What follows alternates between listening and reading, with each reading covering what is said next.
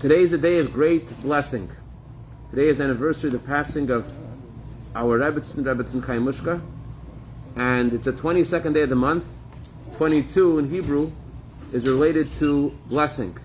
It says in Bereshit, chapter 48, verse 20, B'cha yivarech Yisrael, in you the Jewish people will be blessed. So through 22 the blessings come. What's 22? 22 is today, the 22nd day of Shabbat. B'cha yivarech Yisrael, it's a day when blessings come to the Jewish people. And not just one blessing, but a domino effect of blessings for each of us and all of us, until the main blessing that we're all praying for every day, the Geula, the true Geula through Mashiach Tzidkenu. So let's say l'chaim, to bring the bracha down for ourselves and our families and all Am Yisrael, and especially the Full Shem Kreva, for Baruch HaKreim and Chaim and Rivka, and for Mechor Aviv, Mechor ben Miriam, and the Tzal and Peril, chus for them for a full Kreva Shlema, l'chaim. One of the things that Chas Hashem could upset a blessing is jealousy. There are many people who take money that they don't have, to buy things that they don't need, to impress people that they don't like. Okay. You hear that? I do that all day long. You buy things you don't need to impress people, with money you don't have, to impress people that you don't like. That's only Persian people. hey, no racial statements over here. So there are sometimes you meet somebody who has just paid for his child's wedding, huge wedding, $300,000 wedding, and the guy can't afford it. You're like, why'd you do it? And he's like, how would they look at me if I didn't do it? And it's a real thing. And this is very relevant to this week's Torah portion. This week's Torah portion read about the Ten Commandments. And the last of the Ten Commandments is Lo Tachmod. Lo Tachmod means don't be jealous of your neighbor. Don't be jealous. And there's actually another statement in the Torah, Lo Titaveh, don't want what someone else wants. We'll see what those two sentences mean. But there is a lot of history when it comes to jealousy. Jealousy begins in the beginning of creation. The Torah says that the moon was jealous of the sun, because the sun was bigger than the moon, and the sun ruled by day, and God made the moon smaller because it was jealous of the sun. It says that the serpent was jealous of Adam, that he was married to Eve, and it says that Joseph's brothers are jealous of Joseph. So we find jealousy throughout all of history. And the question is, how do we deal with this?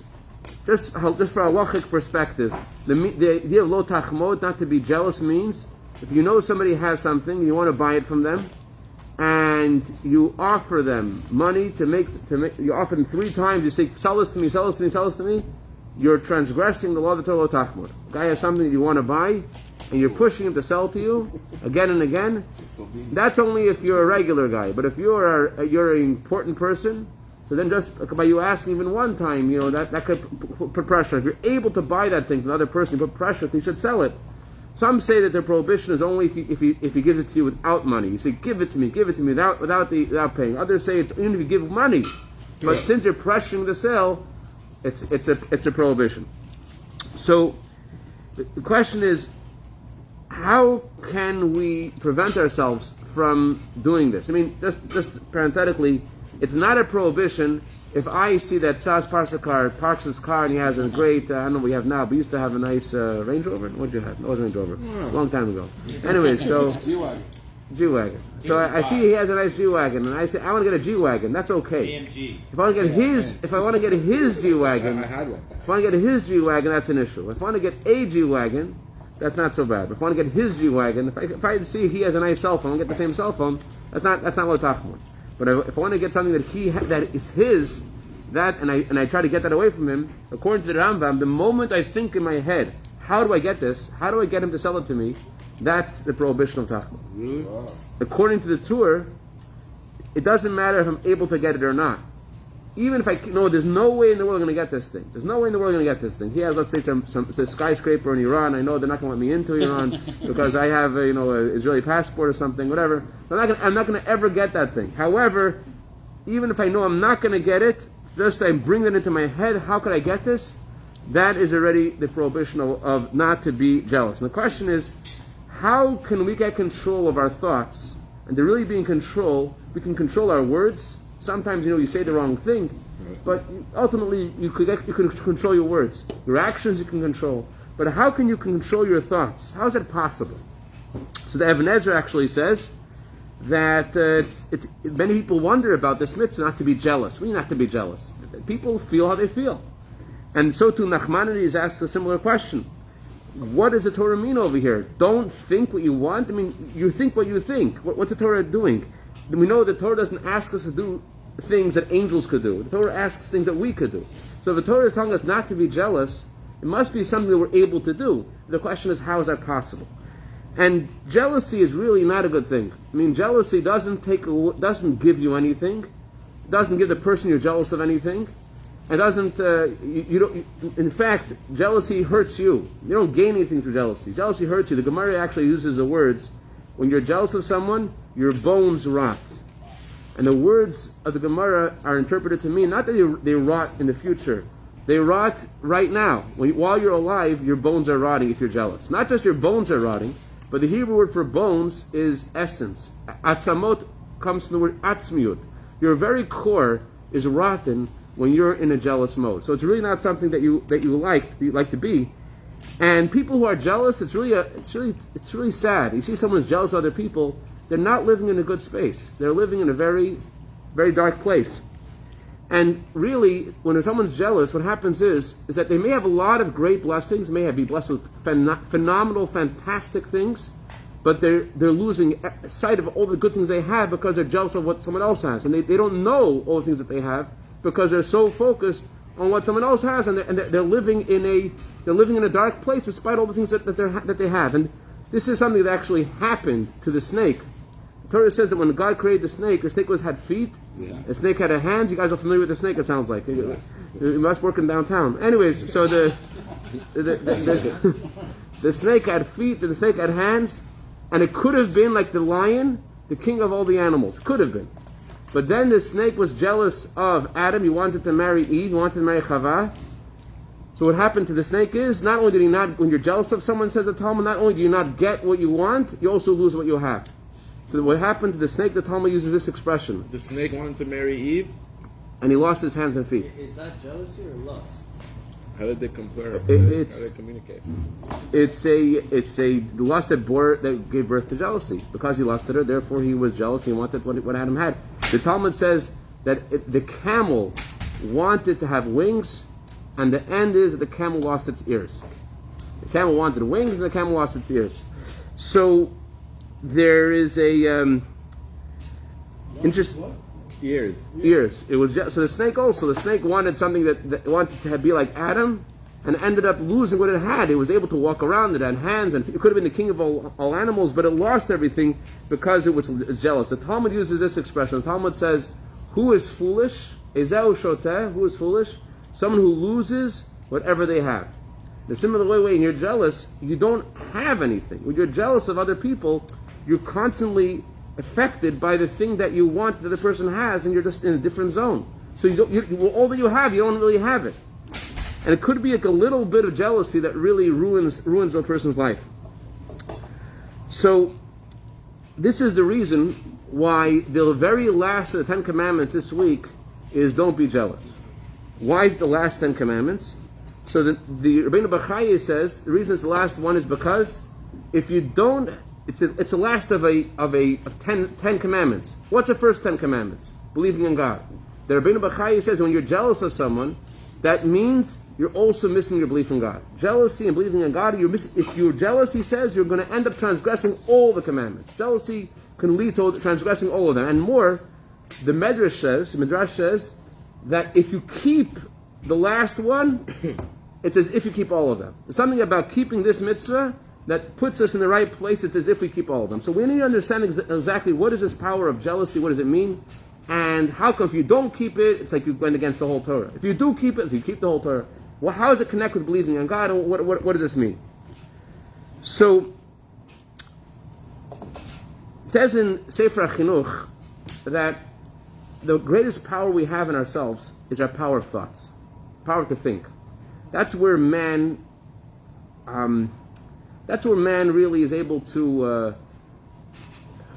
That's your essence. That's your core. How you look at the world. How you think about things. That's your essence.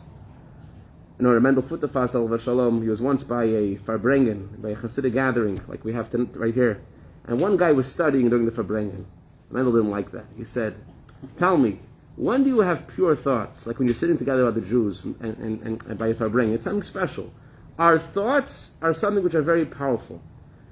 There was once a scientific study done about monkeys. You know, people think that, God forbid, it's not true, but people think that people come from monkeys. So they did this research to try to to align things.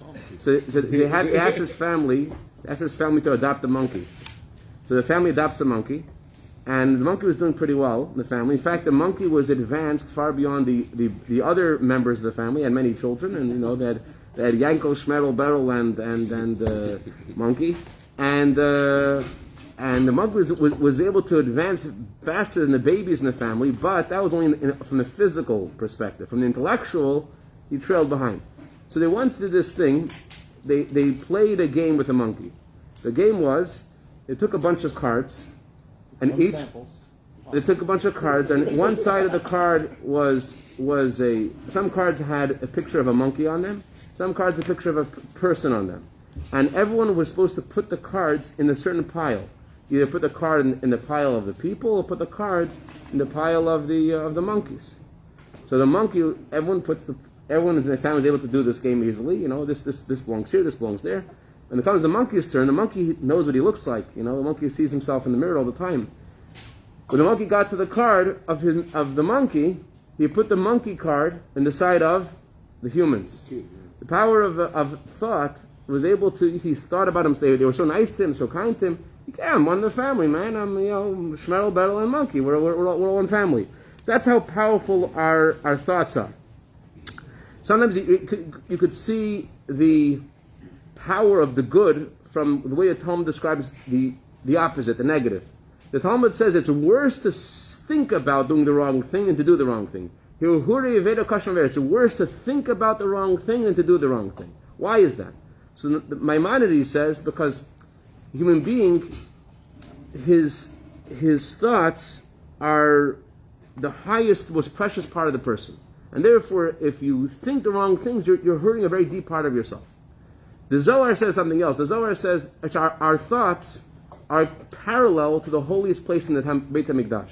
So you can go against God, let's say, in Africa somewhere, in Japan somewhere, but you go against God in God's temple, that's considered more of a weighty crime. In a similar way, to go against God with your thoughts, that's considered more severe because that's the holiest part of yourself. So our thoughts are so powerful. And the question is, not just how we can control our thoughts not to be jealous, but really how to be satisfied with what we have, how to really be happy with what we have. The Midrash gives the following analogy. There was once a bird who was put in a cage. And the bird had all its food it needed, right? It's in a cage, and its master gave it all its food. Another bird looks at this other bird in the cage. He says, "Wow, you are so lucky. Look at what you got. You got all the things you need right there in the cage for you."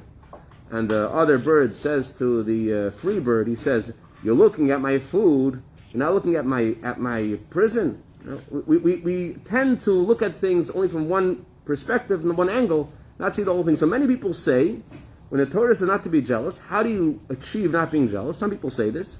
They say, the way to achieve not to be jealous is by the last words, the Ten Commandments are, don't be jealous of your friend's wife, of your friend's house, of your friend's G-Wagon, or whatever it is.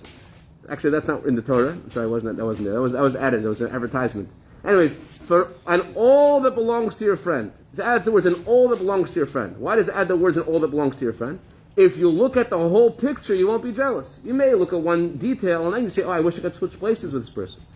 But if you look at the whole picture, you're not going to be jealous. That's what some say. But the problem with that explanation is, come on, you are able to diffuse some of your jealousy by thinking about that, by thinking the other person may have lots of wealth and lots of this, but doesn't have other things. But you're not able to completely eradicate jealousy with that kind of paradigm, that kind of way of thinking. It may take away some of the energy of the jealousy, but it's still there. The answer really is, it says in Tanya, that Hashem created a person in a way that our thoughts, our mind controls the heart.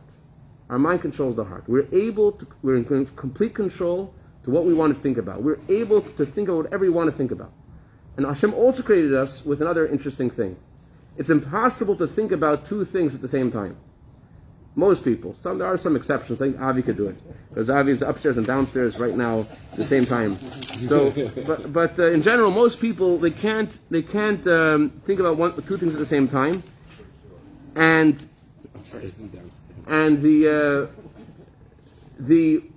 if you're able to take a moment in your life that you're very happy about, something that makes you really feel good, and you put that in 3D, into your brain.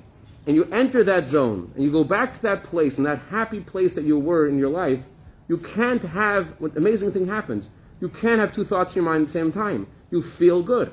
You have to play that scene with surround sound in 3D, and go deeply into the moments of your life that you feel really happy about. And that what will happen as a result, you will not feel so jealous. Those thoughts of jealousy won't be in your head at that time. You think about what you have in those moments in your life that God gave you something. That's one tool that you could use. Baal Shem Tov says you are where you want to be, so you're able to direct your thoughts to think about moments in your life where you're really, really happy and something that's really special to you. But it's still not fully satisfying the question, because that's just a gimmick. It's just a thing that you're doing right now. The question is addressed from a deeper place. Where does jealousy come from? Why did God make jealousy? And what do we do with it? I know that everyone's looking at their phones already, so we have to go very quickly to get to the answer to these questions. Otherwise, the guy's going to walk away without the answer. Let's first say this. Let's first say that you cannot control your thoughts to say, I'm not going to think about something. If I say to you, don't think today about red elephants, you know what's going to happen? You're going to think all day you think about red elephants. You can't decide, don't think about this. The only way you could control your thoughts is, first of all, to put them somewhere else. That's number one. That's the first thing we're saying. And also, you look at the whole picture of the other person, you won't be so jealous. Okay, but the problem is, why put down another person to make yourself feel good? Jealousy has its merits. If I'm jealous of someone's wisdom, I'm going to become smarter. The top champion of gymnastics in Israel, he visited a shliach in Israel, Chabad Rabbi there, and the Chabad Rabbi asked him, tell me, how do you do it? Do you look at what everyone else is doing and say, I'm going to be the best, I'm going to be better than everybody else? He said, no way, it's not what I do. I try to say to myself, how can I be better than myself?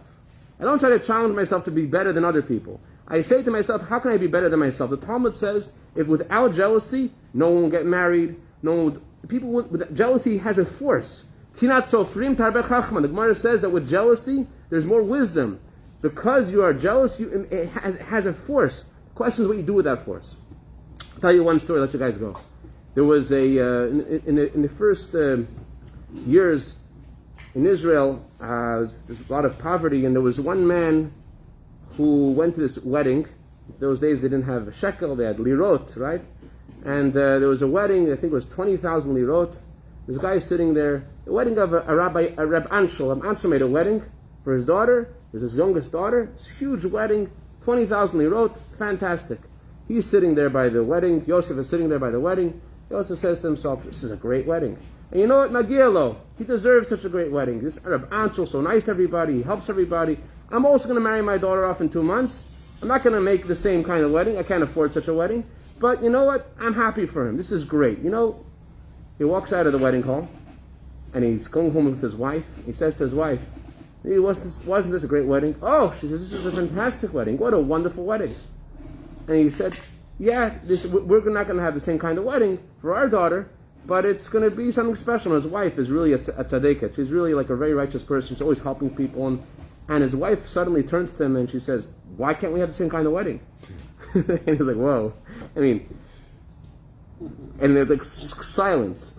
Like he doesn't know what to tell her. Like, she knows why they can't have the same kind of wedding. She knows what the tax bracket is. What is she saying? So there's silence. And then he suddenly breaks the silence and he says, because we can't afford it. Everyone should do what they could do. And she's like, why can't we do it? He says, because weddings are made with money and we don't have the money to make this kind of wedding. So she says, no, weddings are made with desire. You want to do it, you could do it.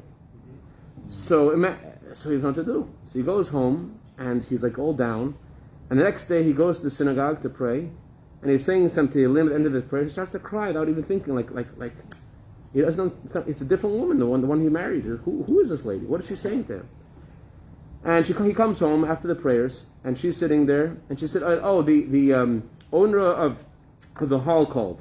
The owner of the hall called. We made a reservation for our daughter's wedding. He called. Okay, let's go see the hall. Let's go together to see the hall. Let's make a reservation."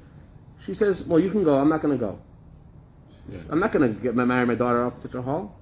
In fact, I'm not going to get even a new dress for the wedding. Such a wedding like that, I'm not going to be involved at all. You make the invitations. You invite who you want to invite.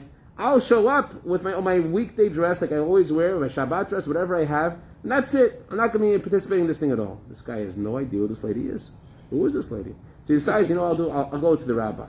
The rabbi will understand. The rabbi will side with me. I'll tell my wife I spoke to the rabbi. The rabbi at that time in Yerushalayim was Rabbi Shmuel Salant. It was Rabbi Shmuel Salant, and he says to him, "What's going on?" And so he says, "Well, what does she say?" She says, "It's our only daughter. Our daughter deserves better. She's a really special girl." So the rabbi says, "Doesn't she deserve better?" What's the rabbi want from him? What are you talking about?